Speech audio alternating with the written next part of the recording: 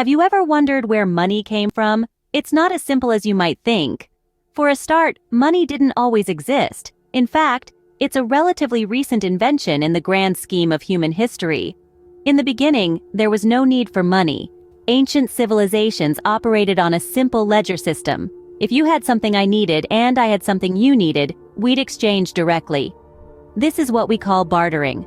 A goat for a bushel of wheat, a pot of honey for a woven blanket. Everything had a value relative to everything else. But bartering had its drawbacks. What if you needed a goat, but all you had to offer was wheat, and the goat owner didn't need wheat? You'd have to find someone who wanted wheat, and had something the goat owner wanted. As you can imagine, this could get pretty complicated. So, our ancient ancestors came up with a solution. They began using commodities like shells, beads, and even salt as mediums of exchange. These commodities served as a sort of universal bartering tool, a physical representation of value that everyone could agree on. This was the birth of money, in its most primitive form. But there was more to money than just being a convenient tool for trade. It also served as a measure of trust. After all, a shell or a bead has no inherent value. Its value comes from a shared consensus that it's worth something.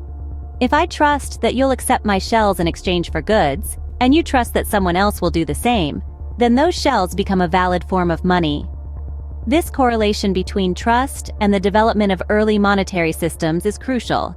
It's what allowed societies to grow and economies to flourish. Without trust, there's no money. And without money, there's no trade. And without trade, there's no civilization. As we can see, the concept of money has always been about trust and consensus. From shells to gold, the evolution of money is a fascinating journey. As we move forward in our exploration, we find ourselves in the era of commodity money, with gold taking center stage. But why gold, you may wonder? Well, the answer lies in three fundamental attributes of the precious metal: durability, divisibility, and scarcity. Unlike shells or grains, gold doesn't perish over time. It's malleable and can be divided into smaller units without losing value. And its rarity makes it a prized possession, inherently valuable and universally accepted. Gold's unique qualities made it the preferred form of money, but its influence didn't stop there. It played a pivotal role in shaping economic systems. In fact, the power dynamics of many societies were driven by the control over gold mines and gold reserves. The more gold a kingdom possessed, the wealthier and more influential it became. It was the golden age of gold, so to speak. But, as with everything, commodity money like gold wasn't without its limitations. Imagine lugging around bags of gold coins for your daily transactions, or the security risks involved. The world needed something more practical, more manageable. This led to the emergence of paper money, certificates that were, at first, backed by gold or other precious commodities. However, as we'll see in our next segment, this shift to paper money, or fiat currency as we know it today, brought with it a whole new set of challenges and complexities. Commodity money, with all its limitations, had one key advantage: its value was tangible, grounded in something real. Fiat money, on the other hand, is backed by nothing more than the trust we place in the government issuing it. A trust that, as history has shown, can sometimes be misplaced. The rise of gold marked a significant turning point in the history of money, but it was just the beginning. As we delve deeper into the world of finance, we'll uncover the intriguing and sometimes unsettling truths behind our modern monetary systems. So, stay tuned. Banking has come a long way since the Silk Road, but some things never change. Let's journey back in time to the bustling markets of the Silk Road, where traders from far and wide exchanged goods and services. Here, the concept of banking took root in the form of the hawala system, an informal method of transferring value based on trust and honor. No physical money was moved. Instead, a network of brokers facilitated transactions across vast distances.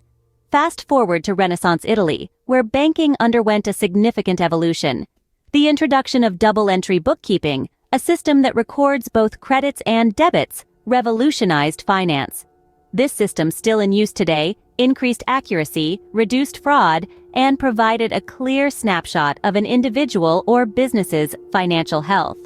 But arguably, The most significant development in banking history was the advent of fractional reserve banking.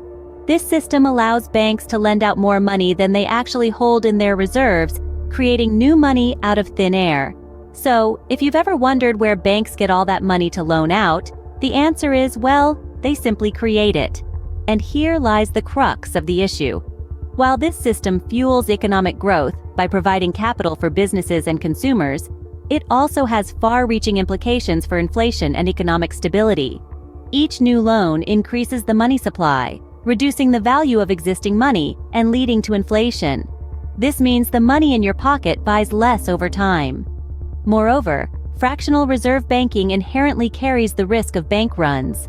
If all depositors decide to withdraw their money at once, the bank, having only a fraction of deposits on hand, would be unable to meet the demand, leading to a banking crisis. Now, let's shift our attention to currencies. For much of history, money was backed by a commodity, usually gold. This gold standard provided a measure of stability, as the value of money was tied to a tangible asset. However, the 20th century saw a monumental shift from gold-backed currencies to fiat currencies.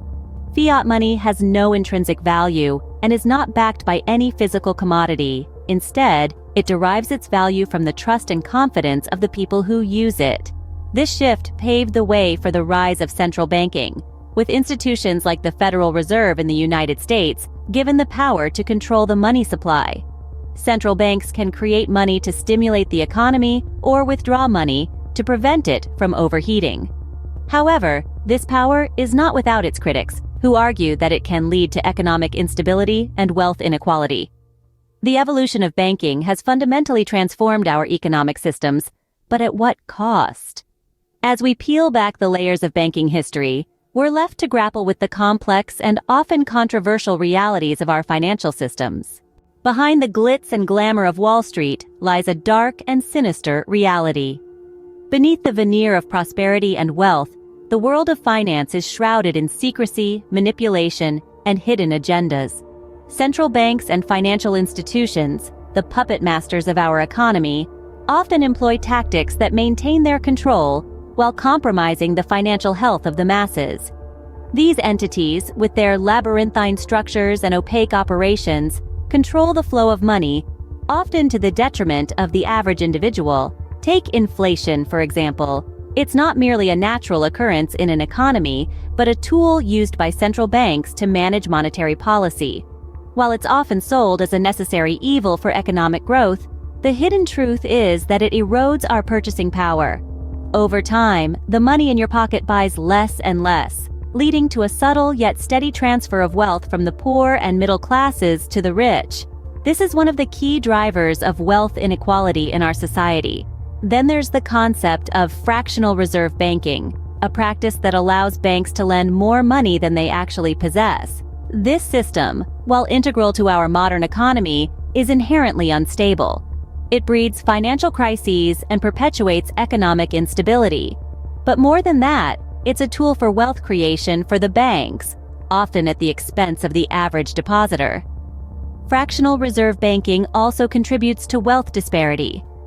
The rich, with their substantial assets, benefit from the interest and investment opportunities this system provides. Meanwhile, the less fortunate are left grappling with debt and an ever-rising cost of living. The dark secrets of money reveal a system riddled with manipulation and deceit. But knowledge is power, and by understanding the truth, we can begin to forge a new path. We can challenge the status quo, demand transparency, and advocate for a more equitable financial system. It's a journey filled with challenges, but with awareness and determination, we can navigate the shadows of the financial world. As we reach the end of our journey, it's clear that the world of finance is far more complex and sinister than we've been led to believe. We've traced money's evolution from a simple ledger system to a manipulated tool of power. We've discovered that the transition from barter to shells and then to gold wasn't just a matter of convenience, but a reflection of the trust embedded in our society. We've seen how banking, initially a facilitator of trade, has morphed into a mechanism that often fosters inequality and economic instability. The dark underbelly of modern finance, with its hidden agendas and manipulative tactics, has been exposed. But, armed with this knowledge, we can challenge the status quo. We can advocate for systems that prioritize transparency, equity, and sustainability. The shadows of the financial world are deep, but they are not impenetrable. Join us in our quest for truth and justice as we navigate the shadows of the financial system.